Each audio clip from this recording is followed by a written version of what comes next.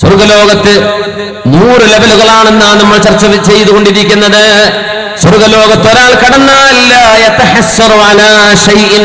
സ്വർഗത്തിൽ കടക്കുന്നവർക്ക് പിന്നെ സങ്കടം വരുന്ന ഒരു വിഷയമേ ഉള്ളൂ, ഒരൊറ്റ വിഷയം. ഇങ്ങനെ, പടച്ചോനെ, ഞാനിപ്പോ 3-ാം തട്ടിലായി പോയല്ലോ റബ്ബേ, ഇതിന്റെ മെയ്ത് 97 തട്ട് വേറെ കിടക്കാണ്. അല്ലാഹുവേ, ഞാൻ ആ ദുഹാനിസ്കാരം 2 റക്അത്ത് എന്നും നിസ്കരിച്ചിരുന്നുവെങ്കിൽ, ആ സുന്നത്തായ നോമ്പ് ഞാൻ എല്ലാ തിങ്കളാഴ്ചയും എല്ലാ വ്യാഴാഴ്ചയും എടുത്തിരുന്നുവെങ്കിൽ, പടച്ചവനെ, രാത്രി നിങ്ങൾ അവസാനം നിസ്കരിക്കുന്നത് വിതറാകണേ എന്ന് മുത്തഹബീബ് പറയുകയും അത് വാജിബാണെന്ന് അബൂ ഹനീഫ റഹ്മത്തുള്ളാഹി അലൈഹി സ്വന്തം മദ്ഹബിൽ സ്ഥാപിക്കുകയും പ്രബലമായ സുന്നത്തായി ഇമാമുന ശാഫിഈ തങ്ങൾ ഗണിക്കുകയും ചെയ്ത ആ ഒരു വിതർ നിസ്കാരം 1 റക്അത്തെങ്കിലും ഉറങ്ങുന്നതിന്റെ മുമ്പ്, സുബ്ഹിക്ക് മുമ്പ് അവസാനത്തെ റക്അത്ത് ഒരു വിതർ നിസ്കാരമാക്കിയിരുന്നെങ്കിൽ, ഒരു നന്മ ഞാൻ ചെയ്തിരുന്നുവെങ്കിൽ, അല്ലാഹുവേ, എനിക്ക് ഈ 3-ൽ നിന്ന് ഒരു 27-ലേക്ക് എത്താൻ പറ്റുമായിരുന്നല്ലോ. സ്വർഗത്തിലെത്തിയാൽ അങ്ങനെ ഒരു മനുഷ്യൻ സങ്കടപ്പെട്ടു പോകുമെന്നാണ്. സ്വർഗവാസികളുടെ സങ്കടം പിന്നെ അതായിരിക്കും. നമ്മൾ വെറുതെ പറയണം, അവിടെ കയറിയാൽ നമുക്ക് വേറെ സങ്കടമൊന്നും ഉണ്ടാവില്ല. ഗൾഫിക്ക് പോകാൻ ആദ്യം എന്താ പറയാ, ഒരു ബക്കാല വിസയാണെങ്കിൽ തിരക്കേടില്ല, ഒരു വിസ കിട്ടിയാൽ മതി, ബാക്കിയൊക്കെ ഞാൻ അങ്ങനെ ഒരു വിസ സംഘടിപ്പിച്ചു കൊടുക്കുന്നു. സൂപ്പർ മാർക്കറ്റിലേക്ക്, റഹ്മാനായ റബ്ബേ, 14 മണിക്കൂർ ജോലിയല്ലേ, ശമ്പളം 800. റഹ്മാനായ റബ്ബേ, എൻ്റെ അത്ര പോലും പഠിച്ചിട്ടില്ലാത്തൊരു സാധു, ആകെ 8 മണിക്കൂർ ജോലി, ഒരു അധ്വാനമില്ല, ലീവ്, 1 കൊല്ലം കഴിയുമ്പോൾ ടിക്കറ്റ്. റഹ്മാനായ റബ്ബേ, ഞാനിപ്പോൾ വന്നത് വല്ല അബദ്ധമായി പോയല്ലോ. അവിടെ എത്തുമ്പോൾ അങ്ങനെ മനസ്സിലാവും, കൂടുള്ള ആളുകളെ കാണുമ്പോൾ. സ്വാഭാവികമാണ്. അങ്ങനെയാണ് കുറേ അമ്മാവന്മാരൊക്കെ വിസെടുത്ത് കൊണ്ടുപോയിട്ട് കുടുങ്ങിയത്. എൻ്റെ അമ്മാവനെ കുടുക്കിയെന്ന് പിന്നെ പറയാം. അമ്മാവനോട് പറഞ്ഞൊരു വിസെടുത്ത് തായോ എന്ന് ആദ്യം ചോദിച്ചിട്ടുണ്ടാവുക. അവിടെ എത്തുമ്പോൾ നമ്മുടെ രീതിയൊക്കെ മാറും, കാഴ്ചപ്പാടുകൾ മാറും, ചുറ്റുമുള്ള ലോകം കാണുമ്പോൾ. ഹബീബായ തങ്ങൾ പറയുന്നുണ്ട്, നരകത്തിൽ നിന്ന് അവസാനമായി രക്ഷപ്പെടുന്ന ഒരാൾ, ഹബീബായ സ്വല്ലല്ലാഹു അലൈഹി വസല്ലം തങ്ങൾ പറഞ്ഞു, ആ മനുഷ്യൻ സിറാത്ത് കടന്നിങ്ങനെ കടന്നു വരുമ്പോ സ്വർഗ്ഗത്തിൽ അവസാനം കടക്കുന്ന ഒരാളിന്റെ കഥ പറഞ്ഞിട്ടുള്ള നബി തങ്ങൾ സ്വല്ലല്ലാഹു അലൈഹി വസല്ലം. വളരെ കുറഞ്ഞ അമലുകളെ കയ്യിലുള്ളൂ, അമലുകളല്ലാതെ മറ്റൊന്നും നമ്മൾ രക്ഷപ്പെടുത്തുന്നില്ലല്ലോ. ആ സമയം സിറാത്തിന്റെ മീതെ കടന്നു പോകുമ്പോൾ, സിറാത്ത് എന്ന പാലം ജിസ്റുൻ മദ്റൂബുൻ അലാ മത്നി ജഹന്നം അഹദ്ദു മിനസ് സൈഫി, വാളിനേക്കാൾ മൂർച്ചയേറിയ, മുടിയേക്കാൾ നേർത്തത് ഭൂമിയിലെ ഡൈമെൻഷൻ കൊണ്ട് മനസ്സിലാക്കാൻ പറ്റൂല. അങ്ങനൊരു പാലോ, നമ്മുടെ ഭൂമിയിലെ ആലോചനയാണ് നമ്മൾ ചിന്തിക്കുന്നത്. 4 ടയർ പോകാൻ സ്ഥലം വേണ്ടേ എന്ന് ചിന്തിക്കും. ഇത് ആഖിറത്തിന്റെ ഡൈമെൻഷൻസ് ആണ്. നിമിതങ്ങൾ പറഞ്ഞു, ആ മൂർച്ചയേറിയ വാള് പോലെ നിൽക്കുന്ന ആ പാലം അല്ലാഹു ഒരുക്കി വെച്ചിട്ടുള്ളത് അലാ മത്നി ജഹന്നം, നരകത്തിന്റെ മീതെയാണ്. നരകമാണെങ്കിലോ ഇരുട്ടാണ്.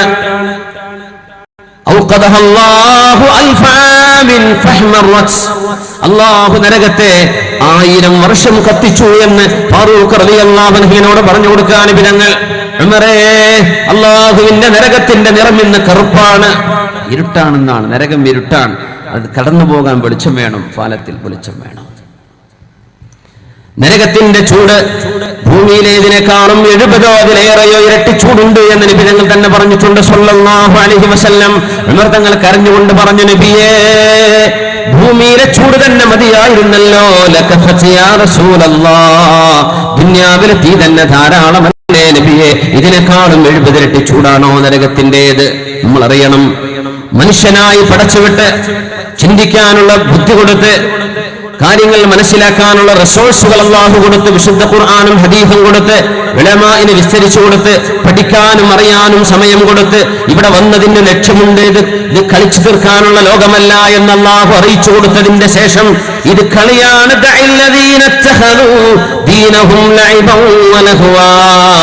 എന്റർടൈൻമെന്റും കളികളുമാണ് മതമെന്ന് വിശ്വസിച്ചിരുന്ന ആളുകൾ അല്ലാഹു അവരെ ശിക്ഷിക്കുന്നുണ്ട്.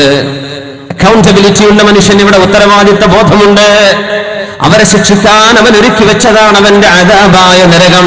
അല്ലാഹു പിന്നെയും 1000 വർഷം അതിനെ കത്തിച്ചപ്പോൾ അതിന് ചുവപ്പ് നിറം വന്നു എന്ന് റസൂലുള്ളാഹി സ്വല്ലല്ലാഹു അലൈഹി വസല്ലം. വഔഖദഹാ അൽഫാം, വീണ്ടും അല്ലാഹു നരകത്തെ കത്തിച്ചു 1000 കൊല്ലം വീണ്ടും ചൂടാക്കാൻ. എന്നിട്ട് നരകത്തിന് വെളുത്ത നിറം വന്നു എന്ന് റസൂലുള്ളാഹി സ്വല്ലല്ലാഹു അലൈഹി വസല്ലം. 1000 വർഷം പിന്നെയും നരകത്തെ അല്ലാഹു ചൂടാക്കുകയും ഫസ്വദ്ദത്, നരകം കറുത്തുപോയി. ഉമറേ ഫഇന്നഹാ സൗദാഉ മുദ്ലിമ, നരകം ഇരുട്ടുള്ളതും കറുത്തതുമാണ് എന്ന് റസൂലുള്ളാഹി സ്വല്ലല്ലാഹു അലൈഹി വസല്ലം. അതിന്റെ മീതെയാണ് ഈ സിറാത്ത് കിടക്കുന്നത്. ആ പാലത്തിലൂടെയാണ് കടന്നു പോകാനുള്ളത്.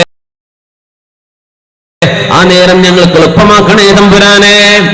വഇൻ മിൻകും ഇല്ലാ വാരിജുഹാ കാന അലാ റബ്ബിക ഹത്മൻ മഖ്ദിയാ. വഇൻ മിൻകും ഇല്ലാ വാരിജുഹാ, തീർച്ചയായും നിങ്ങളൊക്കെ അതിലെ കടന്നു പോവേണ്ടവരാണ്. കാന അലാ റബ്ബിക ഹത്മൻ മഖ്ദിയാ, അല്ലാഹു തീരുമാനിച്ച് ഉറപ്പിച്ചു വെച്ച വിഷയമാണ്. നിങ്ങൾ നരകത്തിലൂടെ കടന്നു പോകുമെന്ന ആയത്തിന്റെ സാരം തന്നെ നരകത്തിന്റെ മീതെയുള്ള സിറാത്തിലൂടെ കടന്നു പോകുമെന്നാണത്രേ. അവസാനം വരുന്ന ഒരാൾ കാലിൽ കുറച്ച് വെളിച്ചമുണ്ട്, കാലിന്റെ തള്ളവിരൽ ഇങ്ങനെ മിന്നുന്നാണ്, കുറഞ്ഞ വെളിച്ചം. ഒന്ന് നീങ്ങും, 2 മിനിറ്റായി, റബ്ബേ ഞാൻ എങ്ങനെ പോകും? ഒന്ന് വെളിച്ചം തെളിയും, ഒന്നുകൂടെ അനങ്ങും, അവിടെ നിൽക്കും. കുറേ നേരം കഴിഞ്ഞ് ചിരി മിന്നും. വളരെ കുറച്ച് കർമ്മം ചെയ്തിട്ടുള്ളൂ, അതാണ് അതിന്റെ അർത്ഥം. റമളാനിലൊക്കെ അങ്ങനെ കുറച്ച് നോമ്പൊക്കെ നോറ്റിട്ടുണ്ട്, അല്ലാഹു തആല സ്വീകരിച്ചോ ഇല്ലേ? 4 മുസ്ലിമീങ്ങളുടെ കൂട്ടത്തിലായില്ലേ? എന്തോ കൊച്ചു കൊച്ചു നന്മകളൊക്കെ മെല്ലെ മെല്ലെ മെല്ലെ മെല്ലെ കടന്ന് സിറാത്ത് കടക്കുന്ന ഒരു നേരമുണ്ട്. സിറാത്ത് കടന്നു കഴിയുന്ന നേരം അദ്ദേഹം പറയും, അൽഹംദുലില്ലാഹില്ലദീ നജ്ജാനി മിൻ ഹാദാ, എന്നെ രക്ഷപ്പെടുത്തി അല്ലാഹുവേ നിനക്ക് സ്തുതി റബ്ബേ. ആരും രക്ഷപ്പെട്ടതായി എനിക്ക് തോന്നുന്നില്ല. അയാൾ അവസാനം പോകുന്ന ആളാ, പക്ഷെ ഇവർക്ക് തോന്നുകയാണ് ഞാനാണ് ആകെ രക്ഷപ്പെട്ട ആള് എന്ന്. പക്ഷെ അദ്ദേഹമാണെങ്കിലും അവസാനത്തെ ആളായിരുന്നു. മുന്നോട്ട് നടന്നു. മുമ്പ് നടക്കുമ്പോൾ അദ്ദേഹത്തിന് ഒരു വൃക്ഷം അല്ലാഹു കാണിച്ചു കൊടുക്കുന്നു. ഒരു തണലുള്ള വൃക്ഷം തളർന്നിട്ടുണ്ട്, ക്ഷീണിച്ചിട്ടുണ്ട്.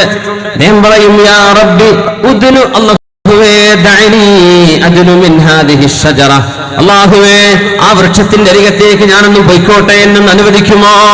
ഫഅസ്തദില്ല മിൻ ദില്ലിഹാ വഅശ്റബ മിൻ മാഇഹാ, വെള്ളമുണ്ടെങ്കിൽ ഒന്ന് കുടിക്കാനും തണലുണ്ടെങ്കിൽ അവിടെ ഒന്ന് ഇരിക്കാനും എന്നൊന്ന് വിടോ, ഞാനൊന്ന് പോട്ടെ. അല്ലാഹു തആല ചോദിക്കുകയാണ്, ഞാൻ തരാം, പക്ഷെ വേറെന്തെങ്കിലും ചോദിക്കോ? ഇല്ല റബ്ബേ, ഇനി ഒന്നും ചോദിക്കൂല, എനിക്ക് അത്രയും മതി. നമ്മളെ വിസ പറഞ്ഞില്ലേ,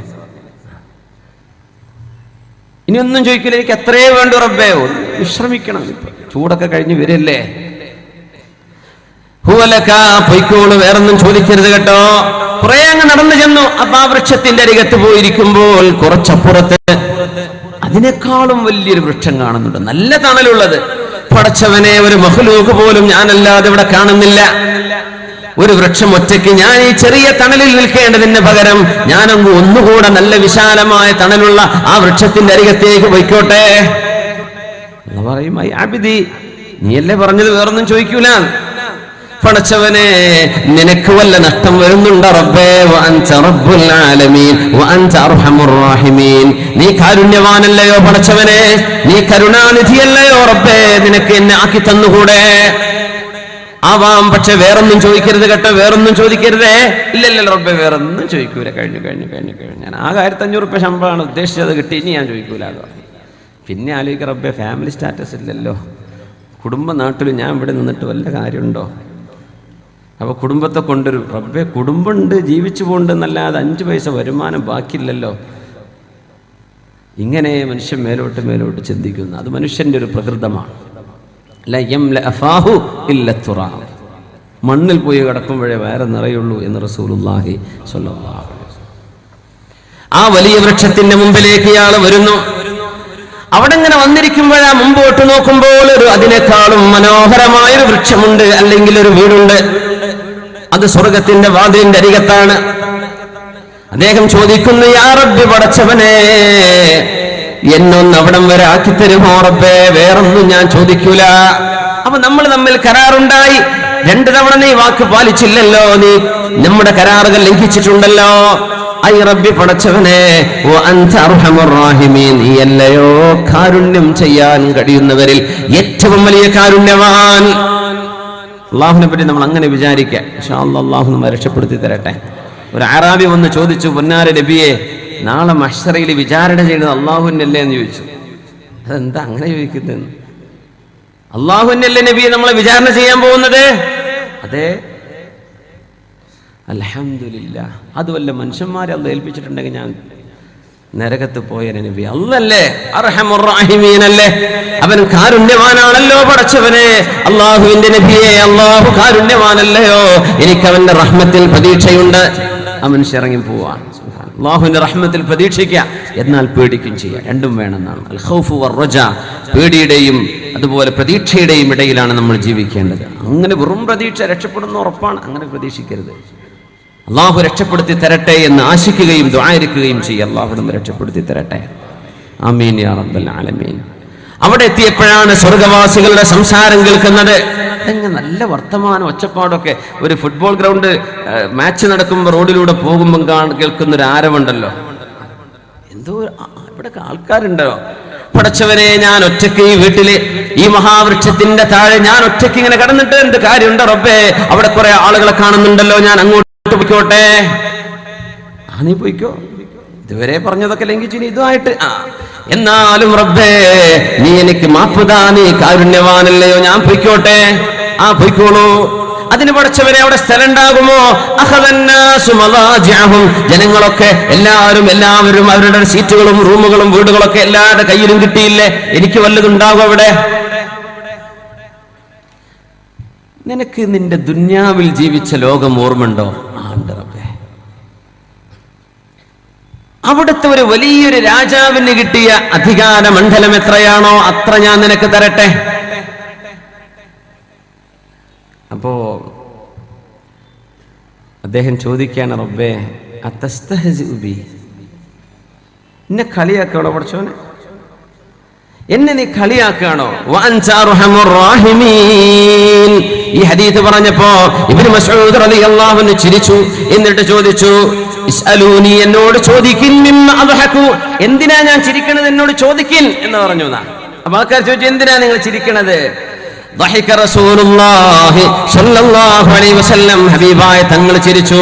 തങ്ങൾ ഞങ്ങളോട് ചോദിച്ചു, ഞാൻ എന്തിനാ ചിരിക്കുന്നത് എന്നോട് ചോദിക്കിൻ. ഞങ്ങൾ ചോദിച്ചു, മിമ്മ തദ്ഹകു യാ റസൂലല്ലാഹ്, എന്തിനാ നബി അങ്ങ് ചിരിക്കുന്നത്? പറഞ്ഞു, മിൻ ളഹ്കി റബ്ബിൽ ഇസ്സ, അല്ലാഹു ചിരിച്ചത് കണ്ടപ്പോ ഞാൻ ചിരിക്കുകയാണ്. ഈ മനുഷ്യൻ ചോദിച്ചല്ലോ, എന്നെ കളിയാക്കുകയാണോ പടച്ചവനെ? ഒരു ചെറിയ സ്ഥലം വേണമെന്ന് പറഞ്ഞപ്പോ ദുന്യാവിലെ രാജാവിന്റെ വലിയൊരു രാജമണ്ഡലം, വലിയ ലോകം തന്നെ എനിക്ക് തരാമെന്ന് ഓഫർ ചെയ്യുമ്പോ യതീംഖാന പിരിവിന് വരികയെന്ന് വിചാരിക്കുക. ആകെ റെസീറ്റ് 50 റുപ്യാണ്. ഞാനൊരു 5 ലക്ഷം തന്നാൽ എന്താന്ന് ചോദിച്ചാൽ കളിയാക്കാന്ന് വിചാരിക്കൂലേ? ഇദ്ദേഹം ചോദിച്ചത് അവിടെ നിന്ന് കിടക്കാൻ സ്ഥലമുണ്ടോ പടച്ചോനെ? എനിക്ക് കാലുകുത്താൻ സ്ഥലം കാണില്ലല്ലോ. നിനക്ക് ദുന്യാവ് ഓർമ്മണ്ടോ? അത്ര തന്നാൽ എന്താണ്? ദുന്യാവ് നീ കണ്ടിട്ടുള്ള ലോകം, ആ ലോകം ഭൂമിയല്ല, പ്രപഞ്ചത്തുമൊന്നാകെ നക്ഷത്രഗോളങ്ങളും താരസമൂഹങ്ങളുമുള്ള ഈ പ്രപഞ്ചം. ഞാൻ നിന്നെ കളിയാക്കുകയല്ല, പരിഹസിക്കുകയല്ല. ഈ ലോകത്തിന്റെ 2 ഇരട്ടി നിനക്ക് അല്ലാഹു നൽകുന്നു, ഞാൻ നൽകി കഴിഞ്ഞു. നീ ജീവിച്ചു പോന്ന ലോകത്തിന്റെ 2 ഇരട്ടി നിനക്കുണ്ട് എന്ന്.